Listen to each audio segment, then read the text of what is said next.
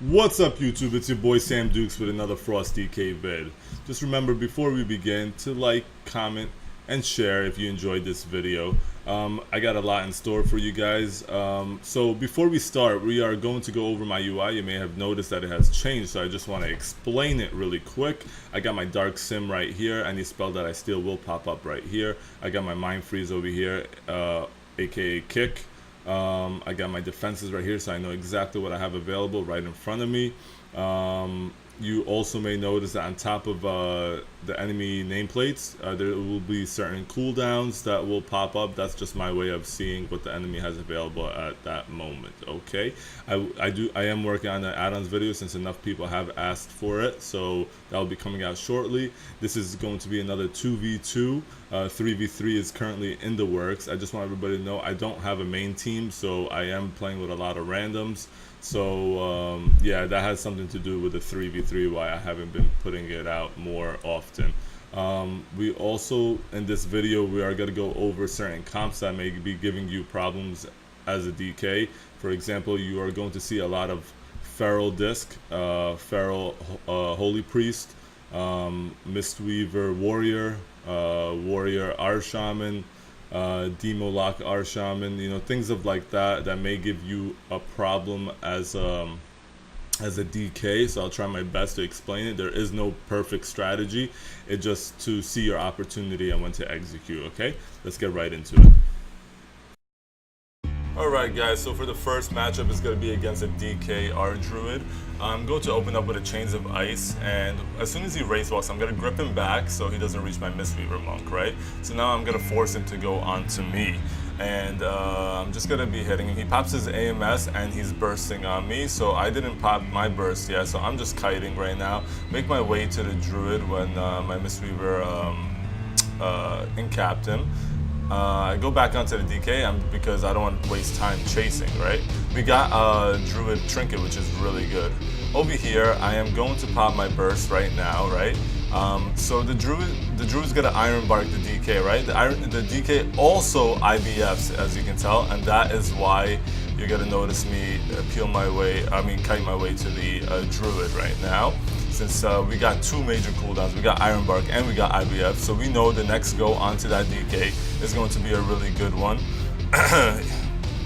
So right now I'm onto the Druid, but I'm not gonna waste my time chasing him. As you can tell, he had a leverage on me, right? So now I'm back onto the DK, and I'm just hitting him over here. So I'm making my way to the Druid.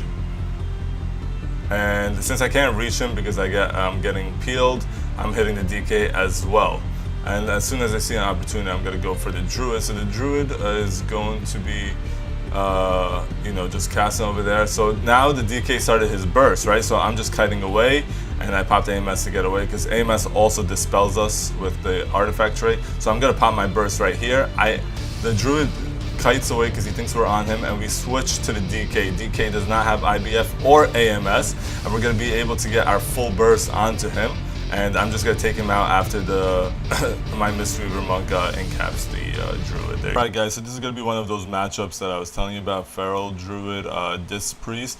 You got to notice that I am going to be fighting for my life the whole time, and once I see the opportunity, I'm going to execute, and this is something that you have to do apparently as a DK. We still don't have the best defensives in this game, so you just have to kite, and it's hard to kite a Feral Druid because you can just shift, you know? Okay, so let's get right into this one.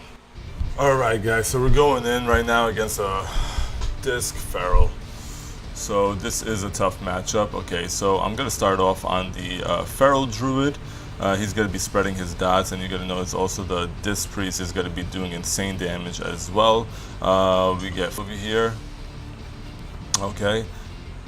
And right now I pop my burst over here, but so did he pop his yet? I do not. Yeah, he popped his Incarn, so we're going to be taking insane damage as well. He got my AMS and he got our bubble as well. And I am just bursting over here. and you're gonna notice, look at that damage on my Mistweaver right now. So I'm trying to hit both as well. I'm cleaving. He's cleaving, I want to cleave harder, you know, that's our main thing. I'm also kiting as well, when you notice that I am getting low. I am in voice in this one with my Mistweaver, so we were just kiting and communicating.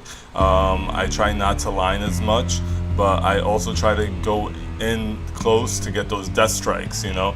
I had to explain that to my healer. He's like, you know, run. I'm like, you know, I'm also getting heals off, so I kick the mind control over here. I'm still low, dipping low, right? Look at that damage onto me. I'm also death striking as well, like I just said, and I just cannot recover. So I am just I pop my burst over here because I seen an opportunity, and I forget. No, actually, I didn't forget. I must have been on a GCD and I did not pop my Hungering Rune weapon, so that was a mistake on my part, which made it even harder, right? I noticed it later on. So also right here, I'm back onto the priest. I'm just switching, as you can tell. Kiting, switching. I don't want him to touch me. Look at that damage I'm taking, and it's not even dispellable, which is crazy. I'm just taking an insane amount of damage. This is not even an incarn, you know. He still has 2 minutes on this incarn. So I'm just hitting both, like I said. That's basically what you're doing. You're kiting, keeping that Chains of Ice up. Remember, Chains of Ice is not dispellable, so you can... so they get my bubble over here, well, my Mistweaver bubble. So I'm still fighting for my life. I haven't recovered. Like, this is insane. It's crazy. And this part is where we are going to get our kill. We notice the opportunity. We got our burst. I'm going to grip in the priest.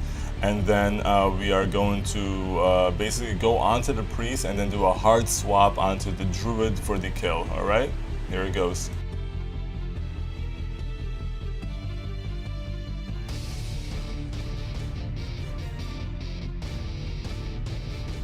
Okay, guys, so this is against a Ret H-Pal, so you're gonna notice that I'm gonna start bursting as soon as they start bursting.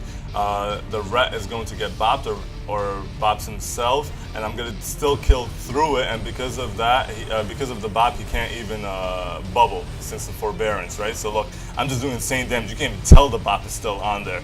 I was hoping that my disc will, you know, get rid of it, but. Alright guys, so this is another matchup that you will see a lot of. It's a Holy Priest Feral, that's why I included it. You gotta notice how insane CC they got and the damage that they do, and they just wear you down, right? See this mind control that he got off, he's gonna be getting it off a lot. You only have one kick and you have an AMS, right? So you gotta use them wisely. Alright, so now I finally make my way to the Feral, right? I'm hitting the Feral, I start bursting, that's why I gripped in the Holy Priest. I want to hit both. He walls over here, so I'm onto the Holy Priest right now. I'm just hitting him. He's going to mind control, I kick it, and he's going to spam heal into himself, and he's just able to keep himself up. I should have switched off. I noticed a little bit too late. I am going to get charmed, so I trinket it.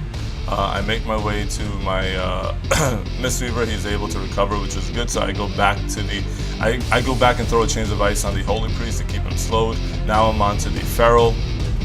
Me and my Mistweaver are on voice, so we are communicating, saying, you know, okay, I'm going to switch to the Feral and cap the Holy Priest, things like that, right? So I'm onto the Feral. You gotta notice that he walled again. Ferals without their wall are pretty squishy if they don't sit into bear form or something of that nature, but if they're in bear form, they're not doing as much damage as they can, right? But they're able to recover over here. They still have 2 minutes left on their incarn, right? So that's what they're aiming for. That second incarn will be a deadly. I am going to get mind controlled over here, so I do get out of it because I believe that he might have canceled it, or no, my Mistweaver, I think, incapped him, right? So right here, I'm bursting, and we got him really low, and he's just doing a great job of kiting away, right? I don't have grip. I have Wraithwalk to connect right here. I'm going to keep hitting him. I am just, he's spamming heals into him, and he's just able to stay up right here. I'm getting low on resources. He survived my burst. He's just on 10%. We stun him over here as well, and I'm just hitting into him. We got nothing for the Holy Priest, so he's just spamming heals. But we're going to keep him on the back foot this entire matchup. We do not want to lose our kill chance. I am going to get mind control, but the good thing about mind control is that when he mind controls me, he's not healing the feral. So they got our bubble right there, which is okay, I guess. But he can't be as aggressive as he wants to be because we have him on the back foot. So right here, I am going to pop my burst, and I'm just gonna try to connect, but he's doing great way. He gets grip back, which was awesome. That's why we were running Tiger's Lust over here, so I can get more uptime. I do get charmed for half over here. I'm still chasing him. I'm throwing Chains of Ice on the priest as well, so he has a hard time moving. I am throwing Chains of Ice on the feral as well, but he keeps shifting out. I get stunned over here, but I'm still on to him. They mind control my priest, my Mistweaver, but I was able to land a kill since they were planning on mind control and then killing me with Incarn, but I killed him first. Alright guys, so that's going to wrap it up for this video. If you haven't already, please give it a thumbs up. Comment down below with your thoughts. Share it around. It helps me a lot, keeps me motivated to release more content.